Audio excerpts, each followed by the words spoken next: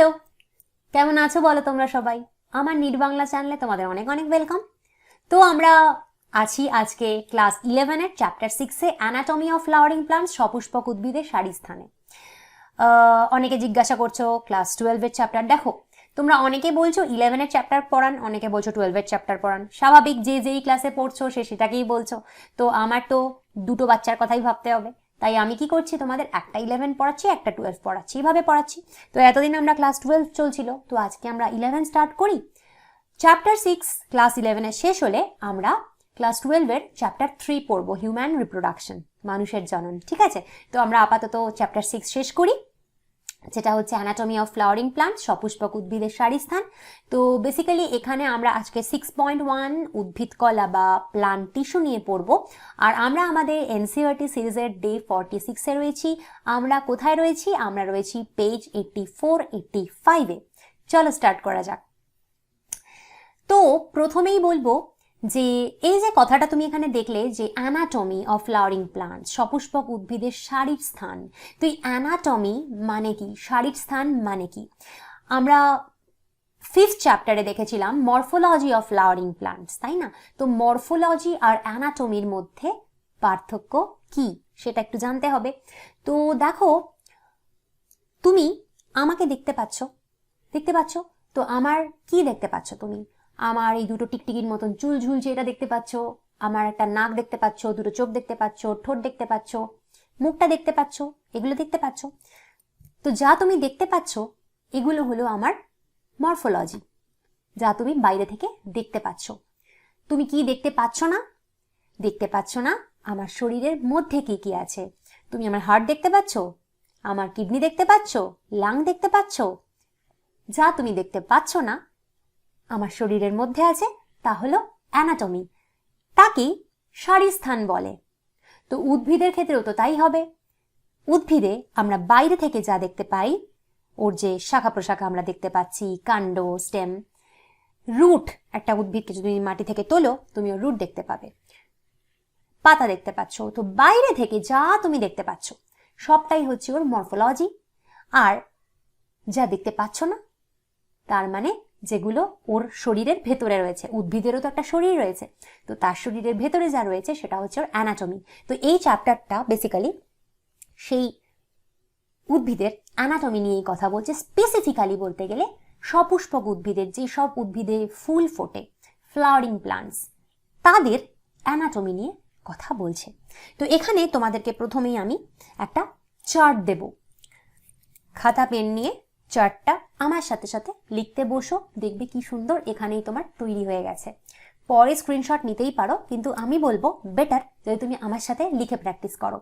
তো আমরা জানি যে প্রথমে কি নিয়ে একটা লিভিং অর্গানিজম বা একটা জৈব বস্তু কি নিয়ে তৈরি হয়? সবার প্রথম থাকে, কি থাকে বলো? কোষ। কোষ, যাকে আমরা ইংরেজিতে কি বলি? সেল। ঠিক। তারপর বেশ কিছু কোষ একসাথে হয়ে কি তৈরি করে? কলা, যাকে আমরা ইংরেজিতে বলি টিস্যু।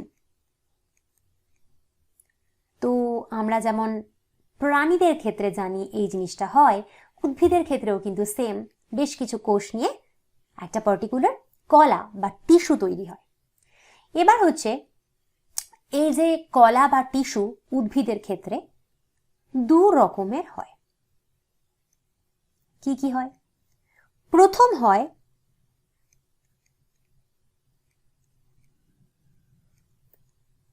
ভাজক কলা, যাকে আমরা বলি মেরিস্টেমেটিক টিস্যু, মেরিস্টেমেটিক টিস্যু বা ভাজক কলা। আর কি রকম হয়? আর হয় স্থায়ী কলা, যাকে আমরা বলি পার্মানেন্ট টিস্যু। তুই দু রকমের কলা বা টিস্যু তুমি উদ্ভিদের ক্ষেত্রে পাবে। এবার আমরা জানি যে বেশ কিছু কলা নিয়ে কি তৈরি হয়।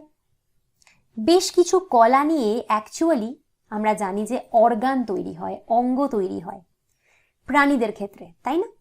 কিন্তু উদ্ভিদের ক্ষেত্রে বেশ কিছু কলা নিয়ে প্রথমেই তুমি অর্গান না বলে বলো যে বেশ কিছু কলা নিয়ে কি তৈরি হয়, কলা তন্ত্র তৈরি হয়, যাকে আমরা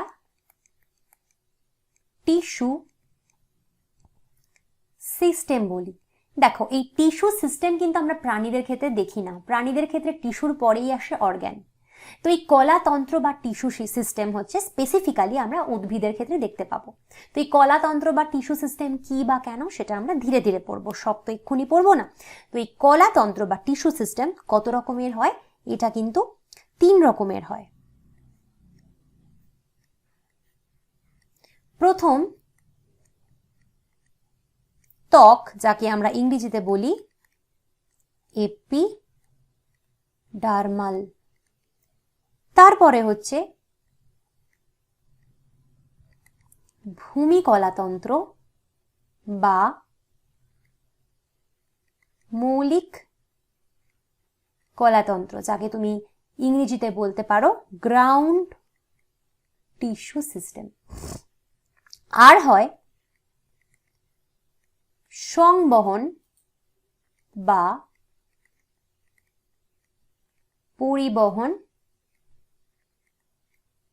কলাতন্ত্র, যাকে আমরা বলি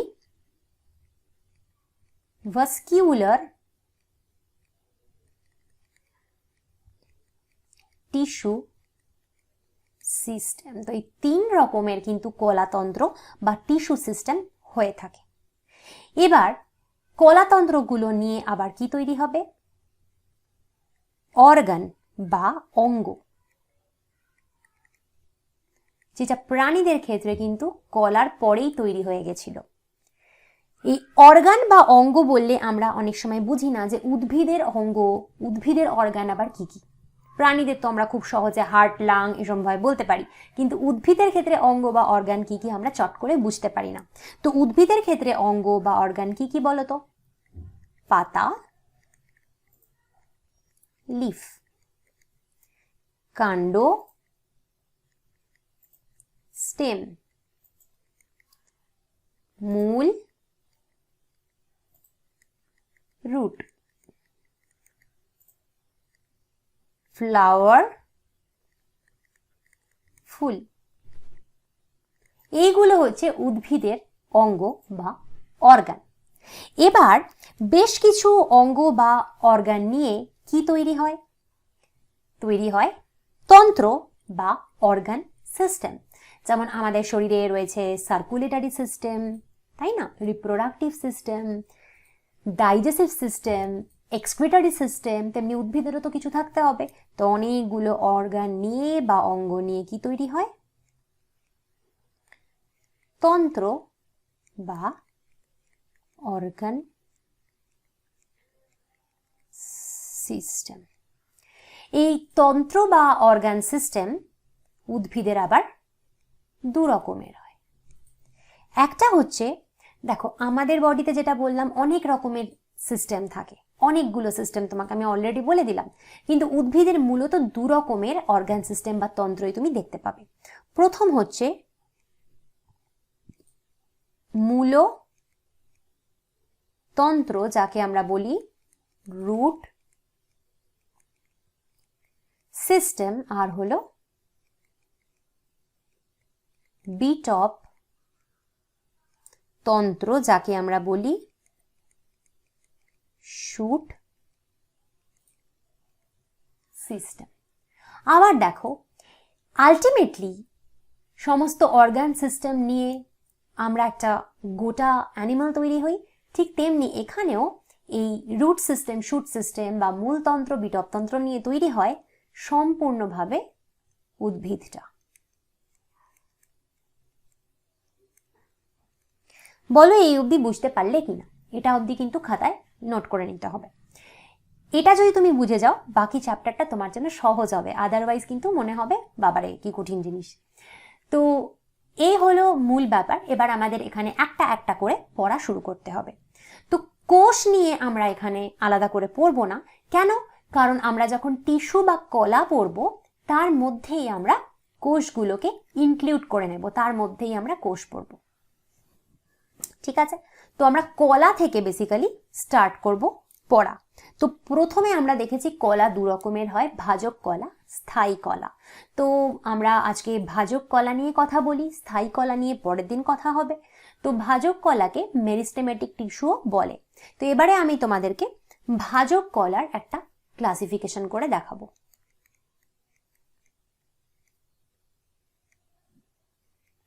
ভাজক কলা,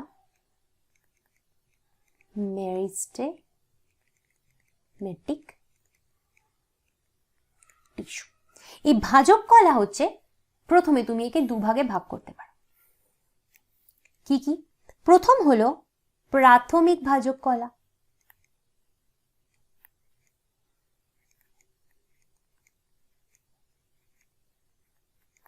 প্রাথমিক ভাজক কলাকে আমরা ইংরেজিতে বলি প্রাইমারি মেরিস্টেম।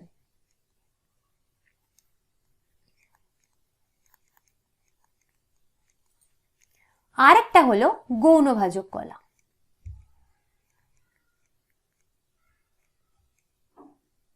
যাকে আমরা ইংরেজিতে বলি সেকেন্ডারি মেরিস্টেম।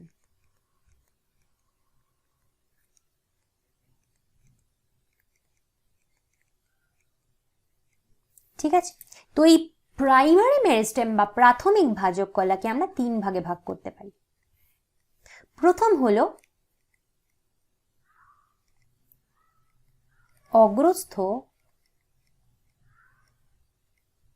ভাজক কলা, যাকে আমরা বলি এপিকাল মেরিস্টেম।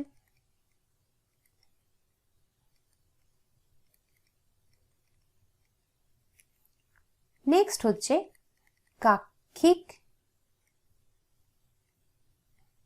মুকুল, যাকে আমরা বলি অ্যাক্সিলারি বাড।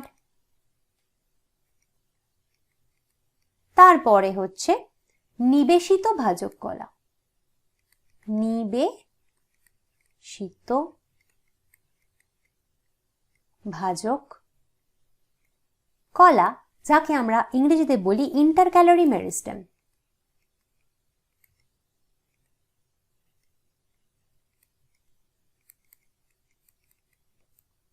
তো প্রাথমিক ভাজক কলা বা প্রাইমারি মেরিস্টেম মূলত এই তিন প্রকারের হয়। এবার যদি গৌণ ভাজক কলা বা সেকেন্ডারি মেরিস্টেম নিয়ে আমরা কথা বলি, তো সেখানে বেসিক্যালি এটা দু রকমের হয়। প্রথম হচ্ছে কর্ক ক্যাম্বিয়াম,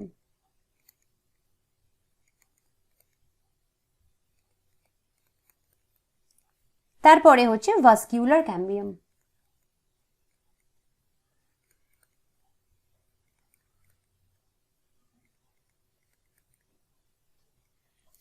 ঠিক আছে, আশা করি তুমি আমার সাথে সাথে এই চার্টটাও লিখে নিয়েছো। এটা যদি তুমি লিখে নাও তোমার কিন্তু আধা পড়া এখানে হয়েই গেল।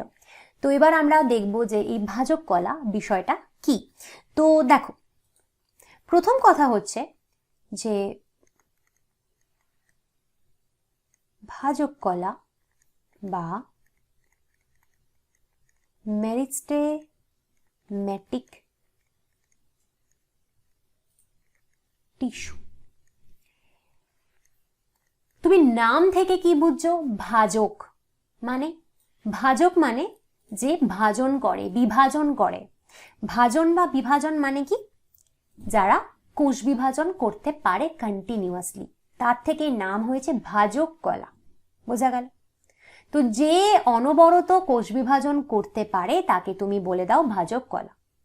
কারণ আমাদের বডিতে বা উদ্ভিদের বডিতে প্রত্যেকটা কোষ কন্টিনিউয়াসলি কিন্তু বিভাজন করে না। কিছু কোষ রয়েছে উদ্ভিদের ক্ষেত্রে যারা অনবরত বিভাজন করে যায়, যাদেরকে আমরা ভাজক কলা বলি। তাহলে তুমি এখানে কি লিখতে পারো ভাজক কলা সম্পর্কে? তুমি বলতে পারো যে এখানে সক্রিয় কোষ বিভাজন হয়। ইংরেজিতে বলতে পারো যে তুমি অ্যাক্টিভ সেল ডিভিশন বা কন্টিনিউয়াস সেল ডিভিশন। অনবরত কোষ বিভাজন হয়, অ্যাক্টিভ সেল ডিভিশন বা কন্টিনিউয়াস সেল ডিভিশন।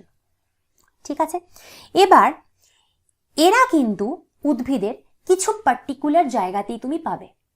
একটা গোটা উদ্ভিদ জুড়ে আপাদমস্তক সব জায়গায় কিন্তু তুমি ভাজক কলা পাবে না, এটা খুব সামান্য কিছু অংশেই তুমি পাবে। সেই জন্য তোমাদের এনসিইআরটিতে বলা রয়েছে যে বিশেষিত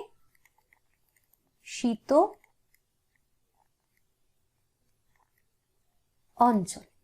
তোমাদেরকে নোটস তো এখানে আমি বানিয়ে দিচ্ছি, তো তোমরা এবার এটার স্ক্রিনশট নিয়ে নাও।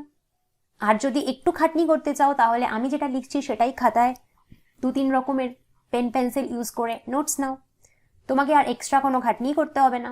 আর যদি তুমি মনে করো যে আমি একটু ফাঁকিবাজ আছি, আমি লিখবো না, তো অ্যাটলিস্ট স্ক্রিনশট নিয়ে নাও, তো তোমার নোটস তো এখানেই হয়ে যাচ্ছে, তাই না? তো এটা হচ্ছে বিশেষিত অঞ্চল, মানে ভাজক কলা উদ্ভিদের কিছু পার্টিকুলার পার্টেই পাওয়া যায়। এই জন্য ইংরেজিতে আমরা বলি যে রেস্ট্রিক্টেড টু স্পেশালাইজড রিজিয়ন্স বা স্পেসিফিক রিজিয়ন্স, কিছু পার্টিকুলার স্পেশাল রিজিয়নই এরা রেস্ট্রিক্টেড থাকে।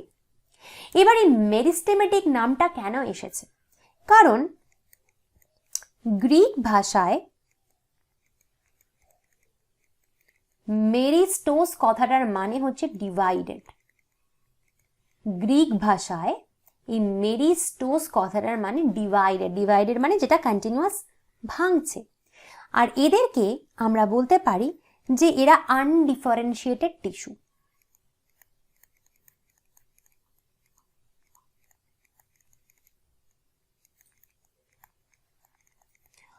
আনডিফারেন্সিয়েটেড টিস্যু, বা তুমি একে বাংলায় বলতে পারো যে অবিভেদিত কলা।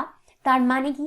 তার মানে হচ্ছে যে এই যে কলাটা রয়েছে এরা কোনো স্পেসিফিক ফাংশন করে না, এটার কোনো স্পেসিফিক কাজ নেই, এটার কাজ একটাই, অনবরত কোষ বিভাজন করে যাওয়া, অনবরত সেল ডিভিশন করে যাওয়া।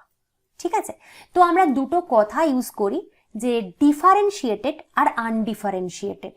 ডিফারেন্সিয়েটেড কথাটার বাংলা হচ্ছে বিভেদিত, আর আনডিফারেন্সিয়েটেড কথাটার মানে হচ্ছে অবিভেদিত। তাই বিভেদিত বা ডিফারেন্সিয়েটেড কথাটার মানে যখন কিছু সেল বা টিস্যু তার একটা নির্দিষ্ট পার্টিকুলার কাজ থাকে, যে এই সেলগুলো এই কাজই করে। যেমন ধরো আমি এখানে কতগুলো সেল আঁকছি, সাপোজ এই সেলগুলোকে তুমি কোথায় পাবে? আমার হার্টে পাবে। তো এই যে সেলগুলো আমার হার্টে রয়েছে এদের কাজ কি? এদের কন্টিনিউয়াস কাজ হচ্ছে পাম্প করা, হার্টকে পাম্প করা, যাতে কিনা আমরা জানি আমাদের সার্কুলেশন চলতে থাকে সারা বডিতে। তো এই সেলগুলো এই কাজই করবে। তার মানে এরা কিরকম সেল? এরা ডিফারেন্সিয়েটেড টিস্যু বা সেল, বাংলায় বলতে পারো বিভেদিত।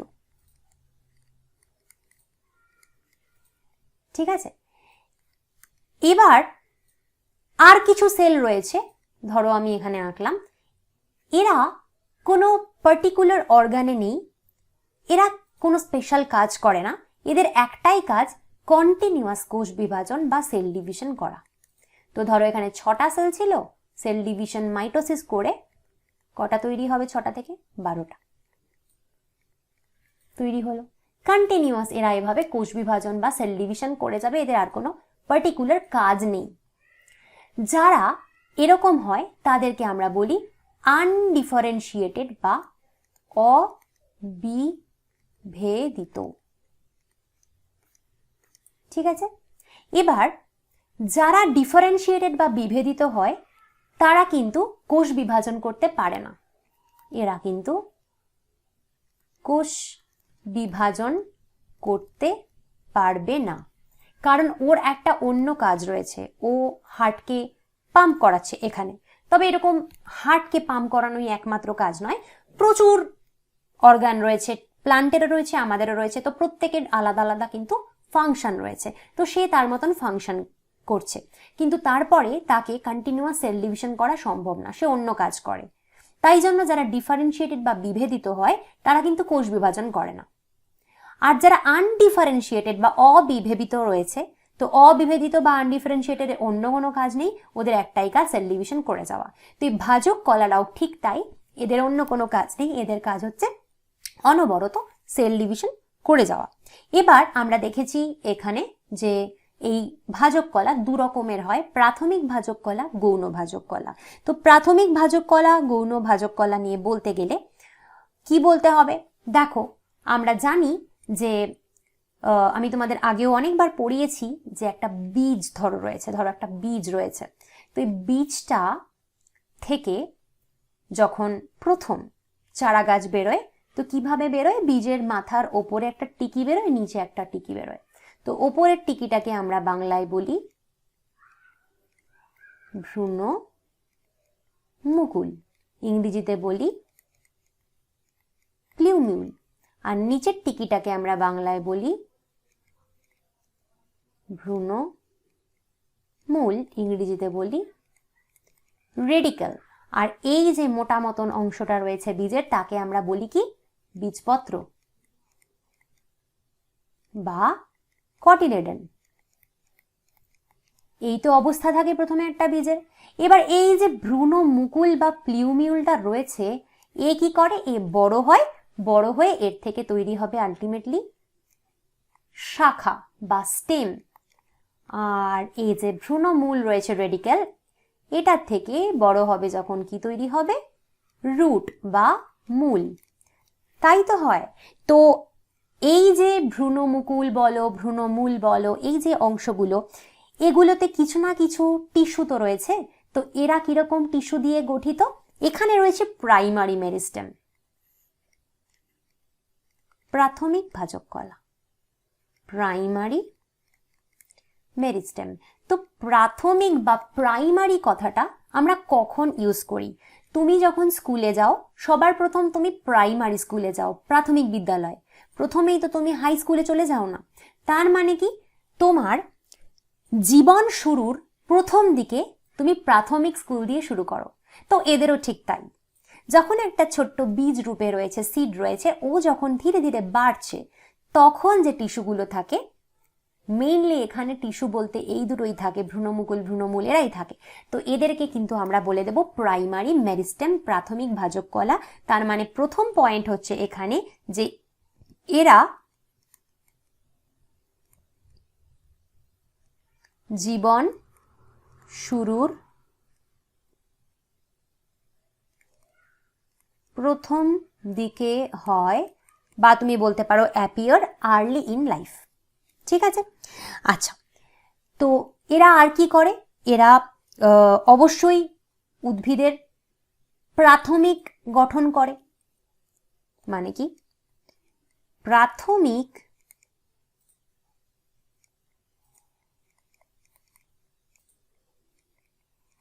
উদ্ভিদ দেহ গঠন করে। কারণ তুমি দেখছো যে সবার প্রথমে যে ছোট্ট ছোট্ট পার্টগুলো, সেগুলোই এরা তৈরি করছে। তাহলে প্রাথমিক উদ্ভিদ দেহ কিন্তু এরা গঠন করে। আর এদের মেইন কাজ কি? মেইন কাজ হচ্ছে এই যে তোমার স্টেম বা কাণ্ড আর রুট বা মূল যে বললাম, এগুলোকে লম্বায় বৃদ্ধি করে। তাহলে তুমি কি বলতে পারো? বলতে পারো যে উচ্চতা বৃদ্ধিতে সাহায্য করে।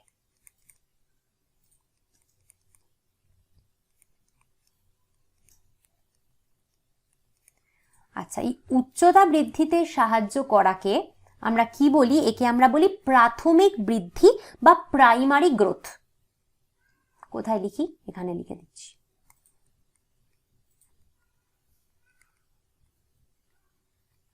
প্রাথমিক বৃদ্ধি বা প্রাইমারি গ্রোথ। তাহলে এই প্রাথমিক ভাজক কলা বা প্রাইমারি মেরিস্টেম নিয়ে জাস্ট তোমাকে মনে রাখতে হচ্ছে তিনটে পয়েন্ট। কি কি পয়েন্ট? প্রথম পয়েন্ট হলো এটা যে এরা জীবন শুরুর প্রথম দিকে হয়। সেকেন্ড পয়েন্ট হচ্ছে এরা প্রাথমিক উদ্ভিদ দেহ গঠন করে। আর থার্ড হচ্ছে এরা উচ্চতা বৃদ্ধিতে সাহায্য করে, যাকে আমরা প্রাথমিক বৃদ্ধি বলে থাকি। ঠিক আছে? এবার এই প্রাইমারি মেরিস্টেম বা প্রাথমিক ভাজক কলা, এটাও আমরা দেখছি তিন রকমের হয়। দেখো, প্রথম হচ্ছে অগ্রস্থ ভাজক কলা, দ্বিতীয় হচ্ছে কাক্ষিক মুকুল, আর তৃতীয় হচ্ছে নিবেশিত ভাজক কলা। তো বেসিক্যালি অগ্রস্থ ভাজক কলা খুব সহজ জিনিস। অগ্রস্থ ভাজক কলা এখানে আমি লিখে দিচ্ছি, দু রকমের হয়। একটা হচ্ছে মূলের অগ্রভাগে, আরেকটা হচ্ছে বিটপের অগ্রভাগে। মানে কি, এই যে ছবিটা আমি আঁকলাম, এখানে আমি একটু যদি কালার ইউজ করি তাহলে তোমার বুঝতে সুবিধা হবে। তো যে ধরো স্টেম বা বিটপ তৈরি হচ্ছে না, তো এই যে একদম মাথার জায়গাটায় যেটা রয়েছে, এইটা হচ্ছে অগ্রস্থ ভাজক কলা, বলতে পারো বিটপের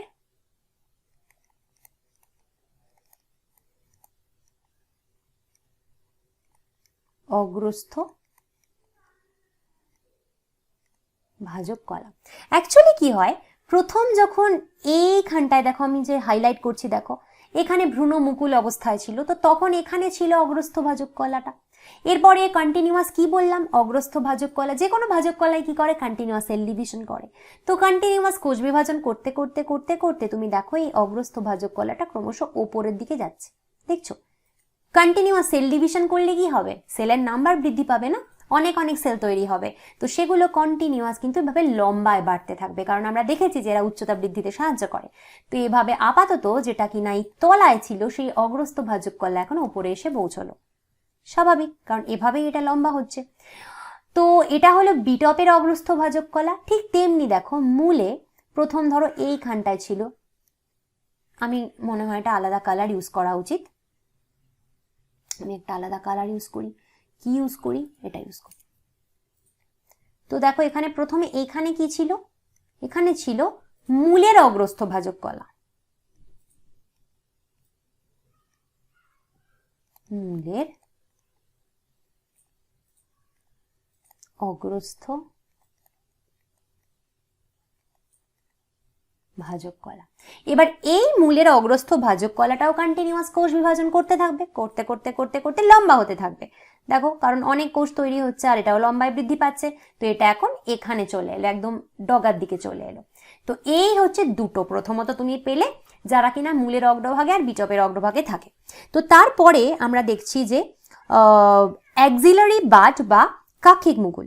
তো এক্ষেত্রে কি হয়, দাঁড়াও, এক্ষেত্রে যেটা আমাকে ছবি এঁকে তোমাদেরকে বোঝাতে হবে।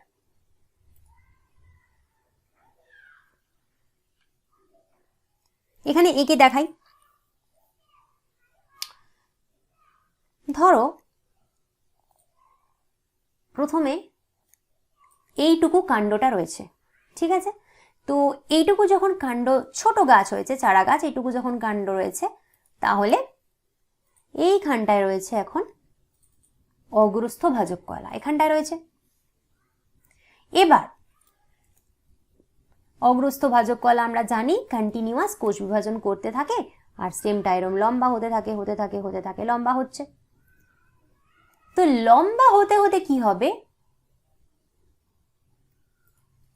এখন অগ্রস্থ ভাজক কলা কোথায় চলে আসবে, এখানে চলে আসবে।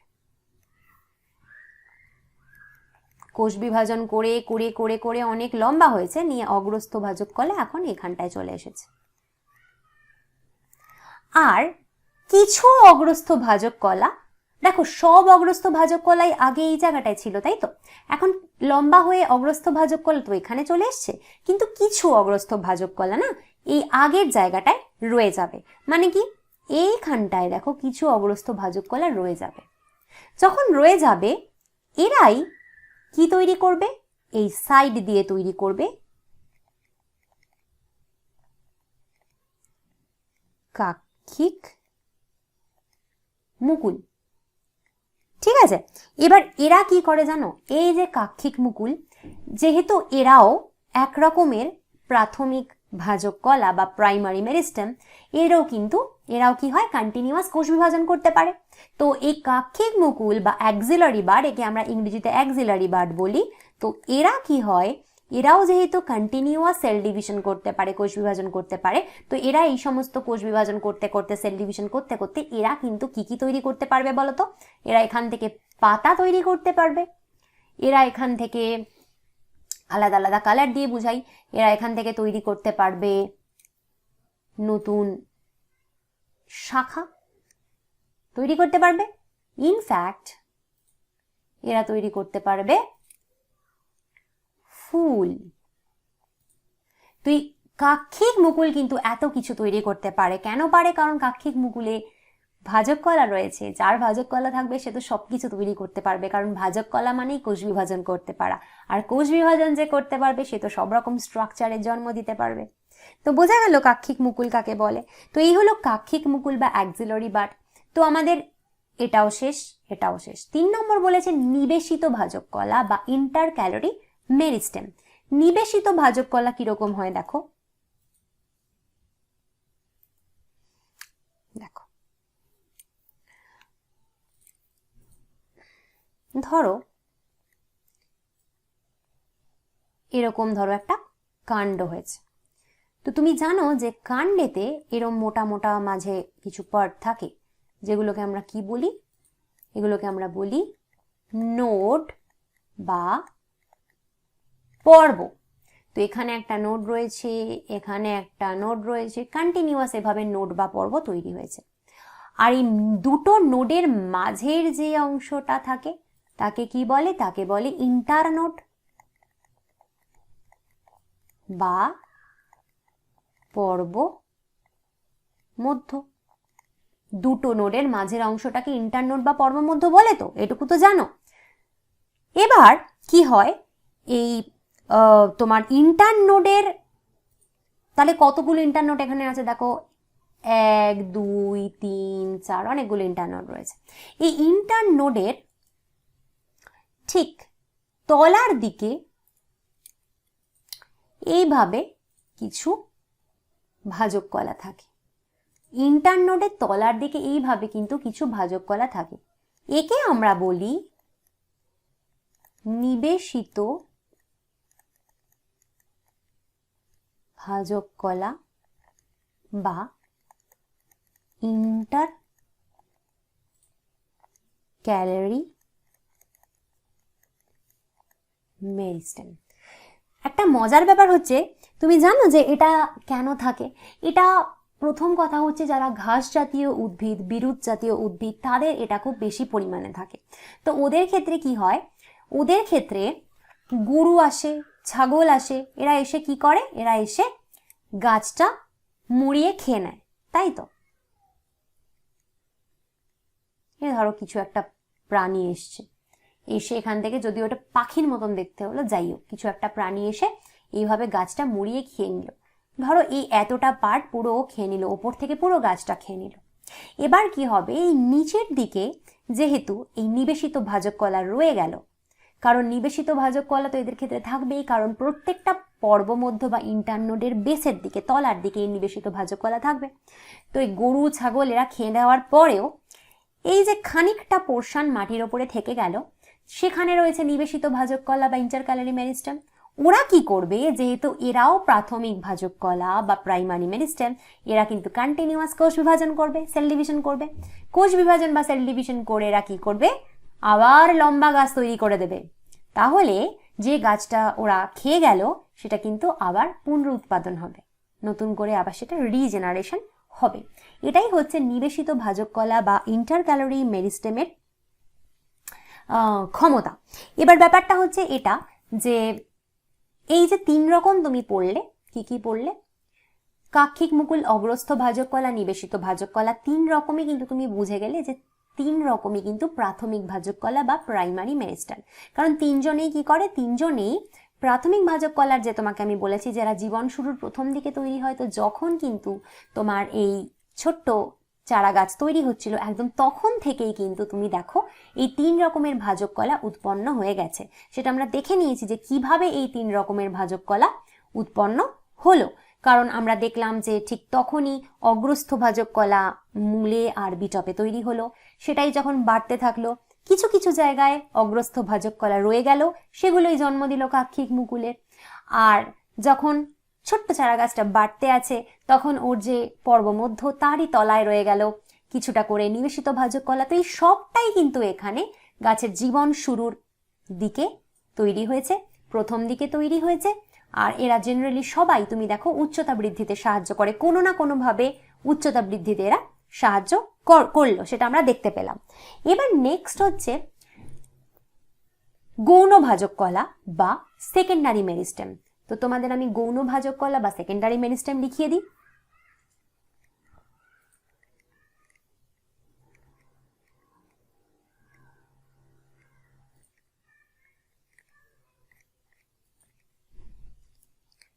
প্রথম কথা, গৌণ ভাজক কলাকে তুমি বলতে পারো পার্শ্বস্থ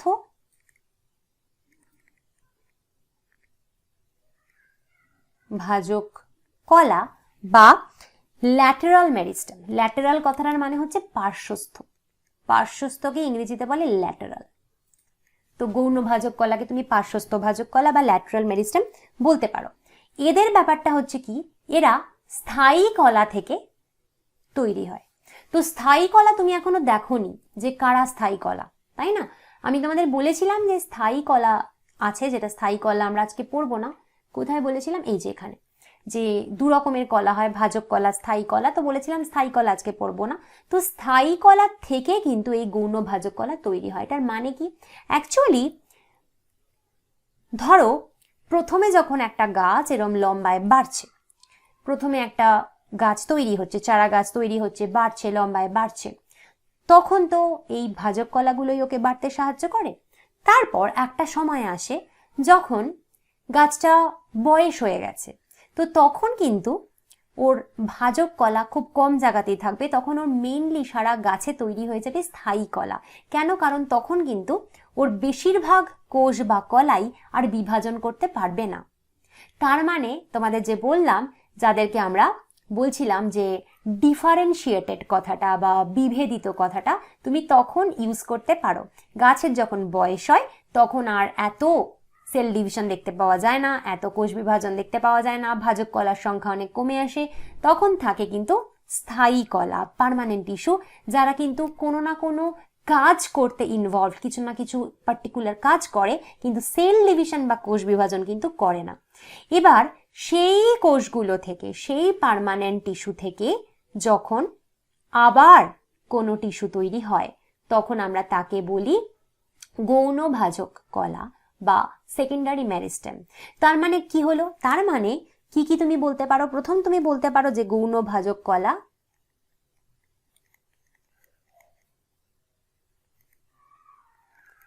স্থায়ী কলা থেকে পরে তৈরি হয়।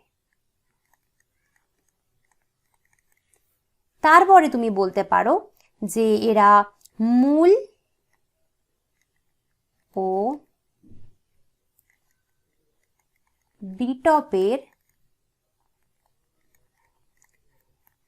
স্থায়ী অঞ্চলে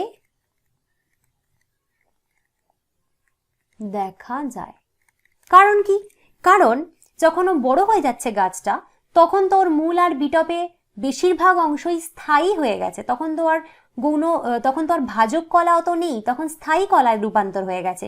তো সেই স্থায়ী কলাগুলোই কিন্তু আবার ভবিষ্যতে গৌণ ভাজক কলার জন্ম দিতে পারে। সেই জন্য তুমি মেইনলি মূল আর বিটপের স্থায়ী অঞ্চলেই দেখতে পাবে গৌণ ভাজক কলা। আর কি বলতে পারো? আর বলতে পারো যে এরা প্রাথমিক ভাজক কলার পরে গঠিত হয়। কারণ প্রাথমিক ভাজক কলা কখন গঠিত হয় বললাম একটু আগে। প্রাথমিক ভাজক কলা উদ্ভিদ যখন সবে তৈরি হয়, সবে ছোট্ট ছিল, বড় হচ্ছে, একেবারে জীবন শুরুর প্রথম দিকে প্রাথমিক তৈরি হয় বলেছিলাম। তো তখন তো গৌণ ভাজক কলা তৈরি হয় না। গৌণ ভাজক কলা তো উদ্ভিদ যখন বড় হয়ে যায়, বুড়ো হয়ে যায়, তখন তৈরি হয়। তার মানে কি এটা প্রাথমিক ভাজক কলার পরে গঠিত হয়। আর কি বলতে পারো? যে গৌণ ভাজক কলা অ্যাকচুয়ালি তুমি দেখতে পাবে শুধুমাত্র দ্বিবীজপত্রীতে। দ্বিবীজপত্রীতে দেখতে পারো। আর দেখতে পারো দ্বিবীজপত্রী মানে ডাইকট। আর দেখতে পারো ব্যক্তবীজিতে। ব্যক্তবীজিকে আমরা কি বলি? জিমনোস্পার্ম। এই দুটোতেই কিন্তু তুমি দেখতে পাবে। একবীজপত্রী বা মনোকটে কিন্তু গৌণ ভাজক কলা দেখা যায় না। অ্যাকচুয়াল গৌণ ভাজক কলা বলতে বাইরে থেকে আমরা কি দেখতে পাই জানো? একটা গাছের যে বাইরের শক্ত কাঠের মতন অংশটা, যেখানে আমরা বাকল বলি, কাঠ বলি, সেটাই কিন্তু গৌণ পোর্শন। ঠিক আছে, সেটাই কিন্তু গৌণভাজক কলা থেকে তৈরি হয়। এবার এই শক্ত কাঠের মতন জিনিসটা, সেটা কি তুমি দেখতে পাবে মনোকটে? আমি তোমাদেরকে বলেছিলাম না যে মনোকট বা একবীজপত্রীরা কি হয়, বেশিরভাগই ল্যাথপ্যাতে গাছ হয়, যেগুলো বিরুৎ জাতীয় গাছ, এরম ধরনের গাছেরা হয়, ঘাস টাস এই ধরনের গাছেরা জেনারেলি মনোকট বা একবীজপত্রী হয়। আর দ্বিবীজপত্রী বা ডাইকটরা সাধারণত উঁচু উঁচু বড় বড় কাষ্ঠল গাছেরা হয়, বলেছিলাম। তো সেই জন্য তুমি দ্বিবীজপত্রী বা ডাইকটে যেহেতু এই কাঠ বাকল দেখা যায়, তার মানে এদের ক্ষেত্রে তুমি গৌণভাজক কলা দেখতে পাবে, কারণ গৌণভাজক কলা আর কিছুই না, এরাই হচ্ছে আলটিমেটলি কাঠ এবং বাকলের জন্ম দেবে। আর ছোট গাছে একবীজপত্রীতে তুমি দেখতে পাবে না। এছাড়া তুমি গৌণভাজক কলা ব্যক্তবীজী বা জিমনোস্পার্মেও দেখতে পাবে। ঠিক আছে। আর হচ্ছে এটা তাহলে উদ্ভিদের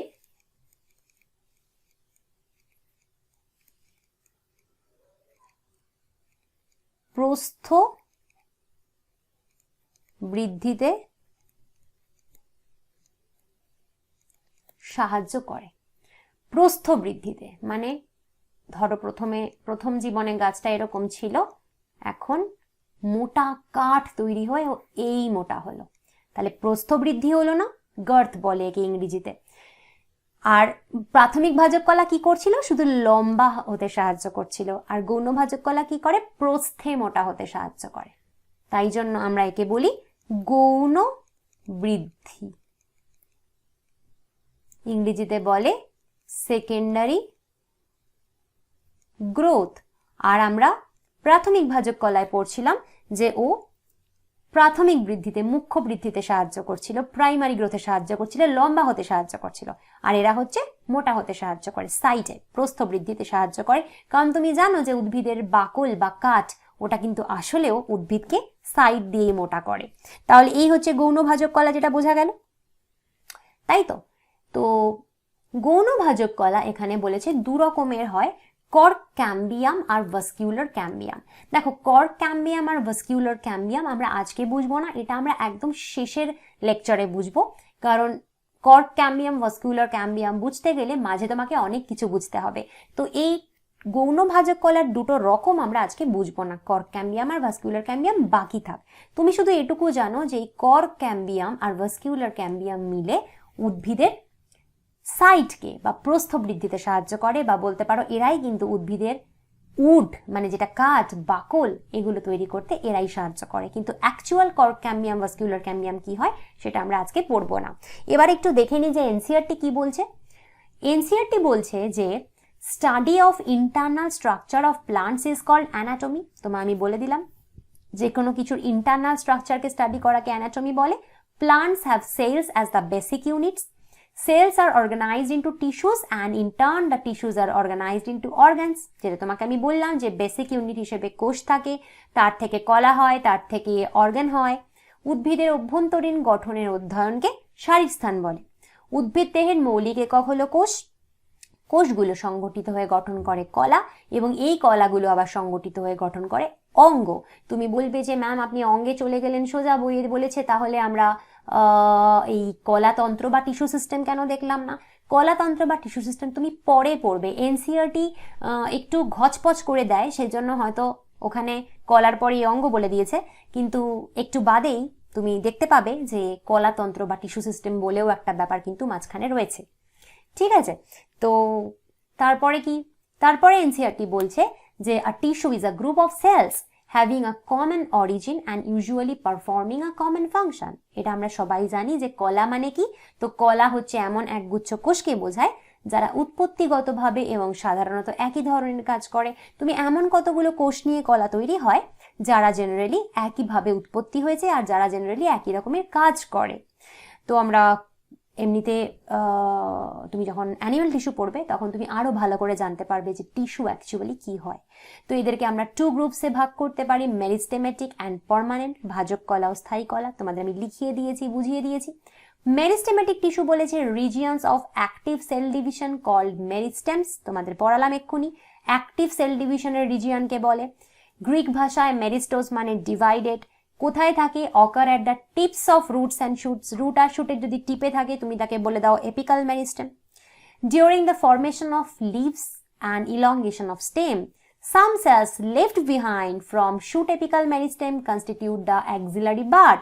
তোমায় যেটা আমি বোঝাচ্ছিলাম যে যদি যখন কিছু সেল কি হয় রয়ে যায়, গাছটা যখন লম্বায় বড় হতে থাকে কিছু সেল লেফট বিহাইন্ড রয়ে যায়, সেটাই কিন্তু তারপরে কি তৈরি করে, অ্যাক্সিলারি বাড তৈরি করে, কাক্ষিক মুকুল। Such buds are present in the axils of leaves and are capable of forming a branch or a flower.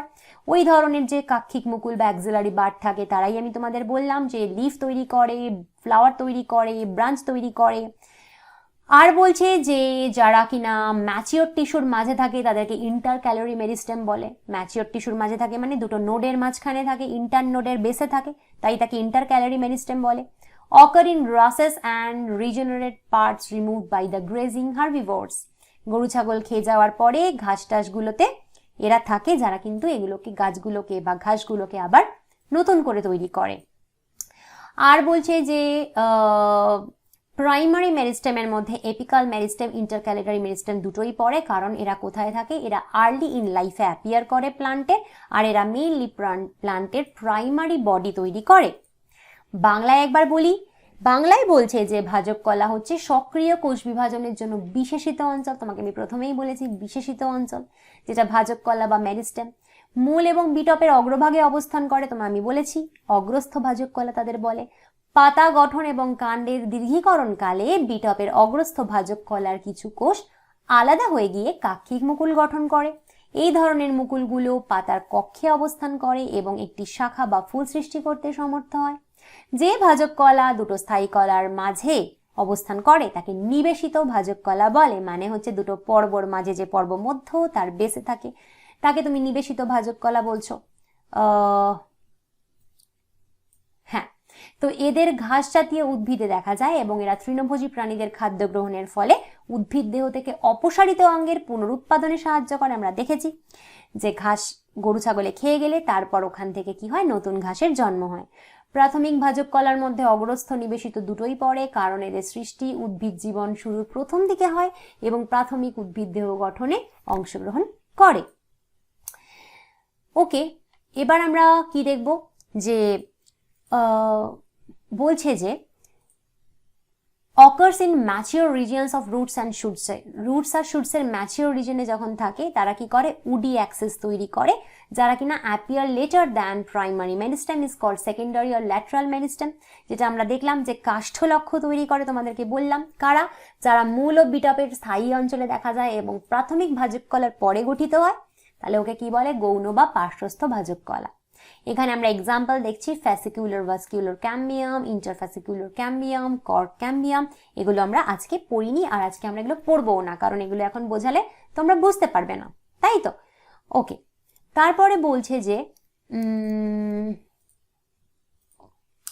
Okay permanent sales বা ম্যাচিওর সেলস, সেটা আমরা আজকে পড়িনি, তাই তো। ওকে, এইটুকু পড়ে নি, তাহলে একটা পার্ট শেষ হবে। সেটা হচ্ছে যে কি হয়, আমি তোমাদের বললাম যে following divisions of cells in both primary as well as secondary meristem, the newly formed cells become structurally and functionally specialized and lose the ability to divide. Such cells are termed permanent or mature cells and constitute the permanent tissue. প্রাথমিক ও গৌণ উভয় ভাজক কলার কোষগুলোর বিভাজনের ফলে উৎপন্ন নতুন কোষগুলো গঠনগত ও কার্যগতভাবে বিশেষিত হয় এবং বিভাজন ক্ষমতা হারিয়ে ফেলে। এই ধরনের কোষকে স্থায়ী বা পরিণত কোষ বলে এবং এরাই স্থায়ী কলা গঠন করে। ধরো যখন একটা উদ্ভিদ এরকম বড় হচ্ছে, তো তখন প্রথমে ধরো এইরকম সাইজ ছিল, তারপর উদ্ভিদটা বড় হয়ে ধরো এতটা হলো। এবার কি হলো, এবার এখানে তোমার ছিল কিছু অগ্রস্থ ভাজক কলা এখানটায়, ঠিক আছে, লিখে দিই।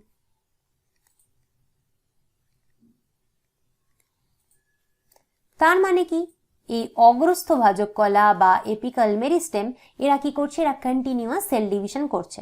তো কন্টিনিউয়াস সেল ডিভিশন করা মানে কি, এরা এখনো ডিফারেন্সিয়েটেড হয়নি, বিভেদিত হয়নি, এরা আনডিফারেন্সিয়েটেড অবস্থায় রয়েছে, অবিভেদিত অবস্থায় রয়েছে। ঠিক যেমন প্রথমেই আজকে ক্লাসের সেটা আমি বোঝালাম তোমায়। এবার কি হবে, এবার এটা কোষ বিভাজন করছে করছে করছে করছে আর গাছটা লম্বায় বাড়ছে বাড়ছে বাড়ছে বাড়ছে। তো এখন অগ্রস্থ ভাজক কলা উঠে এলো এখানটাতে, ঠিক আছে। আর মাঝের যে এই যে লম্বাটা গাছটা হলো, তো এখানে তো রয়েছে অনেকগুলো কোষ, এখানে তো অনেক কোষ রয়েছে, অগ্রস্থ ভাজক কলা তো উপরের উঠে গেছে, কিন্তু এই যে কোষগুলো রয়েছে এরা তো সেল ডিভিশন করতে পারে না, এরা তো কোষ বিভাজন করতে পারবে না। কোষ বিভাজন করবে শুধুমাত্র উপরের এই অগ্রস্থ ভাজক কলা, এই সবুজ অংশটা। তো এই কোষগুলোর কাজটা কি? এরা যেহেতু আর কোষ বিভাজন করতে পারবে না, এদেরকে তুমি আর ভাজক কলা বলতে পারো না, কারণ কোষ বিভাজন করতে যে পারে না তাকে আমরা ভাজক কলা বলতে পারি না। এদেরকে আমরা কি বলবো? এদেরকে আমরা বলবো স্থায়ী কলা বা পার্মানেন্ট টিস্যু। কেন? এরা অন্য অন্য কাজ পেয়েছে। এরা কোষ বিভাজন তো করবে না, কিন্তু এরা অন্য কাজ করবে। একটা গাছের প্রচুর কাজ রয়েছে, তাই না? ওকে জল পরিবহন করতে হয়, খাদ্য পরিবহন করতে হয়, গাছকে স্ট্রেংথ দিতে হয়, ওকে দাঁড়িয়ে থাকতে সাহায্য করতে হয়, ওর তো অনেক কাজ।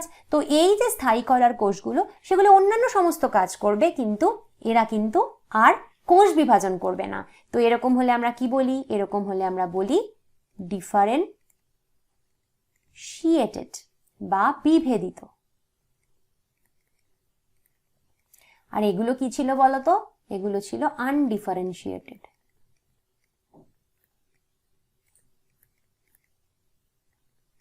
বা অবিভেদিত। তাহলে এই হলো পার্মানেন্ট টিস্যু আর স্থায়ী কলা, যাই বলো না কেন তুমি। তো আমরা এখন বুঝে গেছি যে মোটামুটি টিস্যু, গাছের টিস্যু ক রকমের হয়, সব বুঝে গেছো। দেখো আমি এখানে এগুলো পড়িয়ে দিয়েছি।